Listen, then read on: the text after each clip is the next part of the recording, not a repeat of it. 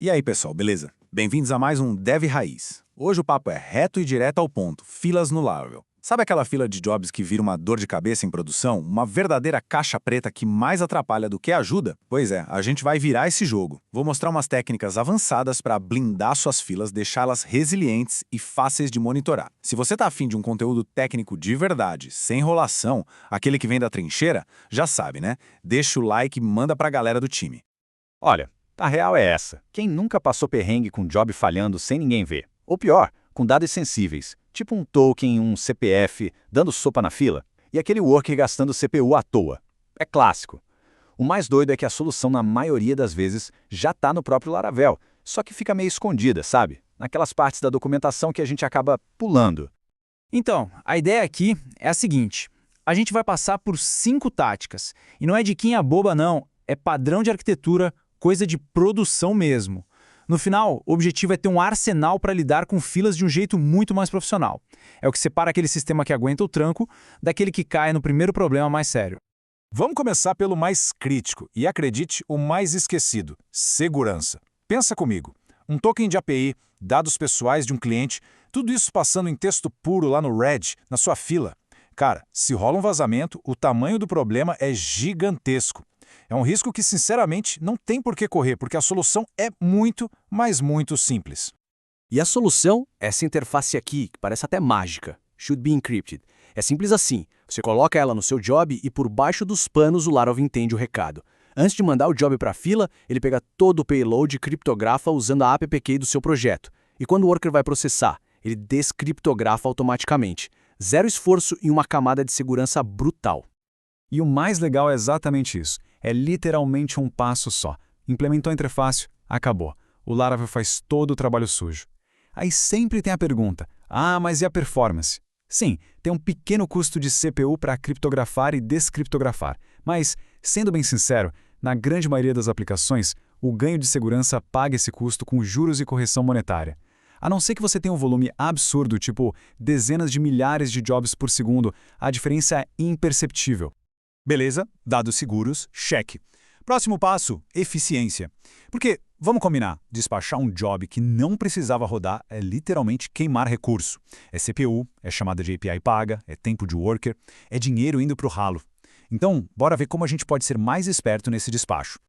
A abordagem mais comum é despachar o job e, lá dentro do método handle, a primeira coisa é um if. Só que pensa bem, para chegar nesse if, o job já foi serializado, enviado para a fila e um worker já pegou ele para processar. É um desperdício. Com o dispatch if, a verificação acontece antes de tudo isso. A lógica fica ali, no ponto da chamada. Tipo, só despacha o job de boas-vindas se a conta do usuário estiver ativa. Simples, limpo e muito mais eficiente. A propósito, se esse tipo de insight já está fazendo sentido, solta o like aí. É o melhor jeito de mostrar que a gente está no caminho certo com esse conteúdo mais denso. Tá, mas e quando essa lógica de condição é mais parruda? Pensa num rate limiting, por exemplo, para não sobrecarregar uma API externa. Você não vai ficar copiando e colando esse código em todos os jobs, né? É aqui que a gente separa os meninos dos homens. A solução profissional para isso é usar middleware de job. E olha só o poder que isso dá. Você cria essa lógica de rate limit uma única vez, como o middleware, e depois só pendura ela nos jobs que precisar. Dá para fazer umas coisas bem avançadas, tipo limitar por tenants no sistema multi-tenant, ou, sei lá, liberar o limite para usuários VIP. É o princípio da responsabilidade única gritando aqui. O job cuida do negócio dele e o middleware cuida do controle de fluxo. Show! Jobs seguros, despachos eficientes, mas agora vem a parte da vida real: produção. E em produção, se a gente não consegue ver o que está acontecendo, a gente não consegue arrumar. Para quem usa Laravel Horizon, tem uma funcionalidade ali que é ouro, mas que muita gente ignora e fica só na tela inicial de métricas. Horizon, por padrão, já é bem legal. Ele tagueia os jobs automaticamente, geralmente com o nome do módulo que está ali no meio. Mas o pulo do gato, que realmente muda o jogo, é você mesmo definir as suas tags usando o método tagsD. É aí que o monitoramento deixa de ser genérico e vira uma ferramenta de debug quase cirúrgica. Pensa num cenário real. O cliente do Tenant 123 liga reclamando que o relatório dele não chega. Em vez de sair caçando logs, você vai no Horizon, filtra pela tag Tenant 123 e pronto. Tá lá, na sua cara, todos os jobs daquele cliente, os que falharam, os que estão lentos. Isso para debugar em produção, especialmente em sistemas complexos, é simplesmente sensacional. Um divisor de águas. Bom, agora vamos falar da parte que ninguém gosta, mas que é a mais real de todas: falhas. Porque em produção as coisas vão falhar. A API do parceiro vai cair, o banco vai engasgar, a rede vai piscar. Um sistema de verdade não é aquele que nunca quebra, é aquele que sabe o que fazer quando a pancada vem. E aqui vai uma dica de quem já quebrou a cabeça com isso em produção. Se você usa batches, aqueles lotes de jobs, e precisa garantir que um job ali dentro seja único, muito cuidado. Aquela interface should be unique pode te deixar na mão de um jeito bem feio.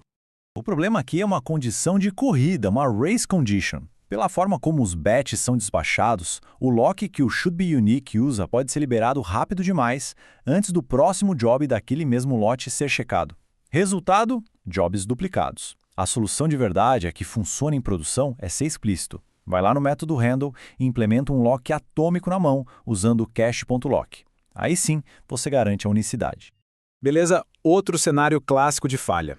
Seu job depende de uma API externa. E de repente, pá, erro 429, too many requests. O que o instinto manda fazer? Tentar de novo, na hora. Péssima ideia. Isso só piora o problema. A abordagem inteligente aqui é usar o release, que devolve o job para a fila, mas com um detalhe: você controla quando ele vai tentar de novo. É a famosa estratégia de back-off exponencial. Deu o primeiro erro? Beleza, release 6G. Joga ele de volta na fila para tentar aqui a 1 minuto. Falhou de novo? Ok, agora espera 5 minutos. Release 300. E assim por diante, você vai aumentando o tempo de espera. Isso dá um fôlego para o serviço externo se recuperar e evita que seu worker fique martelando uma API que já está pedindo socorro.